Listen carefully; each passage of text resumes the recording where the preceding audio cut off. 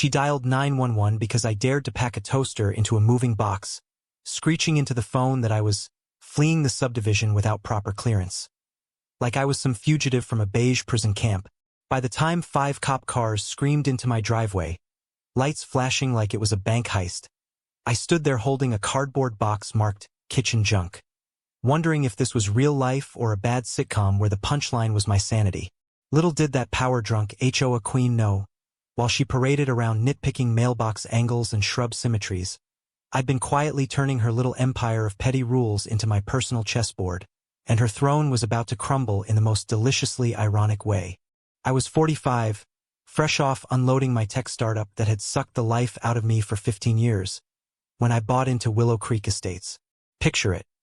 A cookie-cutter suburb in the heart of Ohio, where every house looked like it was stamped from the same mold, neat white picket fences, lawns mowed to military precision, and driveways so clean you could eat off them. I'd cashed out big, but the burnout left me craving nothing more than a quiet corner where the biggest drama was deciding between decaf or regular. No more boardroom battles, no more venture capitalists breathing down my neck. Just me, a hammock in the backyard, and maybe a puzzle or two. The realtor gushed about the tight-knit community and pride in standards, which sounded like code for boring bliss. On moving day, a few neighbors peeked out like wary prairie dogs, offering waves that felt more like sizing up an intruder. One guy, hauling trash to the curb, muttered under his breath as I unpacked, "Watch your step around here. Some folks take community a bit too literally." I chuckled it off as small-town quirkiness. After all, I dealt with cutthroat Silicon Valley sharks. How bad could a neighborhood watch be? The welcome binder hit my mailbox like a brick, 4 inches thick, spiral-bound with tabs color-coded like a corporate flowchart from hell. Rules on everything. Grass must be exactly 2.5 inches. No more, no less. Holiday lights limited to tasteful neutrals. Even guidelines on acceptable bird feeder designs to avoid visual discord. I flipped through it over coffee, snorting at the absurdity. Who sits around dreaming up bans on excessive porch rocking? But buried in the fine print was the real gem. The HOA president, Karen. Wait. No, her name was actually Marlene. But let's be honest, she embodied every Karen stereotype with her bob haircut, perpetual frown, an aura of self-righteous entitlement. She was the self-crowned enforcer of harmony, which apparently meant turning everyone's life into a monotonous spreadsheet. I shrugged and filed it away. I wasn't here to rock the boat. I was here to float in it. My first run-in with Marlene came 3 days in, as I hosed down my car in the driveway. The water hadn't even dried when she materialized like a bad omen, clipboard in hand, heels clicking across my lawn without a shred of invitation. "Good morning, new resident," she chirped, her smile all teeth and no warmth, like a shark in pearls. "I'm Marlene, your HOA president. We do appreciate prompt integration." She eyed my hose coiled on the grass like it was a venomous snake. "Just a friendly reminder. Hoses must be stored at a 90-degree angle to the spigot for aesthetic uniformity." I blinked, water dripping from my sponge. It's just a hose. I'll roll it up." Her eyes narrowed behind her designer shades. "It's not just anything. Rules preserve our values. Think of the children who might trip over such negligence." I bit back a laugh, nodding politely as she jotted something down and sauntered off, her perfume lingering like a toxic cloud. That night, whispers started. A neighbor app post from an anonymous account claiming the new guy was already slacking on basics. Great, I thought, rumor mill activated. But I kept quiet, observing. Patience had been my weapon in business. Why change now? The neighborhood's underbelly revealed itself slowly, like peeling back layers of a rotten onion. I'd wave at folks walking dogs, and they'd respond with tight smiles before hurrying away, glancing over shoulders as if Marlene might pop out from a bush. One evening, an older lady named Edith shuffled over with a plate of cookies. Stale, but the gesture counted. "Welcome," she whispered, eyes darting. "Don't paint your door without approval." My herald got fined $200 for a shade too vibrant. Before I could ask more, she scampered back inside. The app buzzed with passive-aggressive gems. Reminder: unkempt vehicles lower property values for all. Turned out it was aimed at my perfectly fine SUV, which had a speck of mud from the move. I ignored it, but inside, I started noting patterns. The way garage doors slammed shut when Marlene patrolled, how kids' bikes vanished indoors at her approach. This wasn't community. It was a cult of conformity, with Marlene as the high priestess preaching order, while wielding her clipboard like a scepter. Then the first fine landed. $75 for improper mulch distribution. Apparently, my flower bed had uneven chips. I stared at the notice taped to my door, complete with a grainy photo circled in red marker. This can't be serious, I muttered, crumpling it. But 2 days later, another $100 for visible recycling bins after 7 p.m. My bins were behind a gate, but somehow, they'd been spotted. I confronted Marlene at the next HOA meeting, held in her pristine living room where chairs were arranged like a tribunal. These fines seem excessive, I said calmly as she banged her gavel. Yes, she had a gavel. She tilted her head, feigning concern. Oh dear, we all follow the covenants to maintain prestige. Perhaps you're not familiar with suburban etiquette. The room tittered nervously, a few heads nodding like bobbleheads. It's about protecting investments, she added, her voice dripping honeyed venom. I sat back, seething but silent. That night, the app exploded with posts labeling me the troublemaker newcomer, twisting my words into defiance against community spirit. Lies spread like wildfire. I was antisocial, disrespectful, even potentially lowering home values. I endured it, biding time, digging into public records. Turns out, Marlene had a history. Fines funneled into discretionary funds. Board votes skewed in her favor. Game on.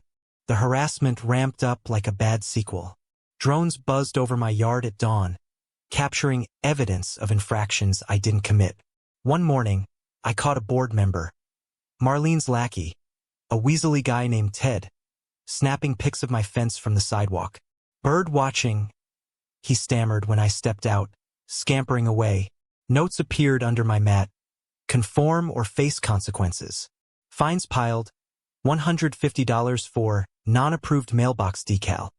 It was a house number sticker. $250 for excessive outdoor lighting. A single porch bulb. Marlene's visits became routine. Just checking harmony, she'd say, measuring my grass with a ruler while neighbors peeked from curtains. Your blades are 0.2 inches over sloppy, don't you think? I'd respond evenly, it's grass, Marlene. It grows. Her laugh was forced. Growth without control is chaos. We can't have that. The rumors intensified. App threads claiming I was hiding something shady, probably evading taxes. One even suggested I was a threat to family values because my recycling included wine bottles. Laughable, but it isolated me. Invites to barbecues dried up. Kids crossed the street. Inside, I fumed, but outwardly, stone-faced. I started my counterplay, forming anonymous LLCs, scouting for sale signs. The first property, a modest ranch 2 blocks over, bought quietly for cash. Voting shares 1. Marlene had no clue. As fines hit $1,000 total, Marlene's mask slipped into parody. She called an emergency summit over my ongoing defiance, ranting in the meeting, "This resident mocks our sacred bylaws. Think of the resale values." I raised a hand. Sacred? It's a hose rule. She banged the gavel. Order. Your attitude endangers us all. Post-meeting, she cornered me. Newcomers like you come and go. I protect this haven. Her eyes gleamed with that petty tyrant spark. Meanwhile, I closed on property 3, then 5. Whispers grew. Marlene's late-night calls to sellers, grilling them about buyers. Foreign investors? She'd probe, paranoia creeping. One evening, I overheard her on her porch. He's stirring trouble. Probably a flipper ruining aesthetics. Irony? She was the one flipping out. A reporter knocked, tipped off by anonymous complaints. Not mine. HOA overreach? He asked. I played coy, just following rules. Next day, Marlene's app blast. Beware media meddlers undermining unity. Her rules got loonier. Mandatory guest logs. Bans on non-neutral doormats. Neighbors grumbled privately. One slipped me a note. She's lost it. Help us. I nodded, buying property 8. Her desperation was comedy gold. She proposed a loyalty fee for renters. Illegal as hell. At a meeting, she slammed papers. We're besieged by outsiders. A brave soul asked. Who? She sputtered. Hidden forces. Oh, the irony, I was the force now at 15 properties. The absurdity peaked when Marlene trespassed, ruler in hand. Inspecting my window shades at noon. Too opaque. Blocks neighborly views, she declared, scribbling furiously. Views? This is my house. I snapped. She smirked. Community trumps privacy. Resist and struggle. That lit the fuse. Fines threatened liens. Rumors painted me a villain. He's bankrupting the HOA with appeals. I hadn't appealed yet. She even dumped debris in my yard overnight, photographing it as my mess, demanding cleanup or cops. Criminal neglect, the letter read. Hilarious, her evidence was angled like a bad Photoshop. But my ace? Property 22 closed that day. Majority shares, mine. Her final blunder. Pushing a vote to expel troublemakers. At the meeting, she preened. This defiant soul ignores harmony.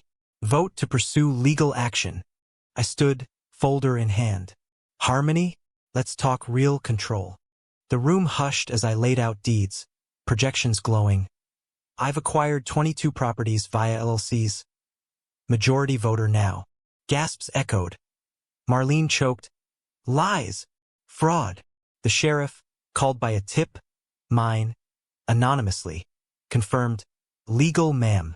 I flipped to emails. Her plots to bury him in fines till he breaks. Kickbacks. Embezzlement. Fake, she wailed, but neighbors erupted.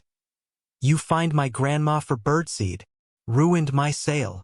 Her face crumpled, clipboard dropping like her facade. I protected you, she shrieked, mascara running. The board crumbled. She fled in tears. Justice? Sweet as her downfall. Charges flew. Fraud. Embezzlement. News looped her meltdown. HOA queen dethroned by silent buyer. The neighborhood bloomed. Kids played without fear. Shutters went wild colors. Barbecues raged sans permits. Property values soared in freedom's glow. I dismantled the last HOA sign. Planted wildflowers. Unapproved. Perfect. Helping others fight similar tyrants became my quiet calling. Restoring dignity one loophole at a time. Willow Creek breathed free. A testament that patience topples pettiness. But tell me, yes or no? In a world of overreaching rules, was Marlene the real villain? Or did the system enable her madness?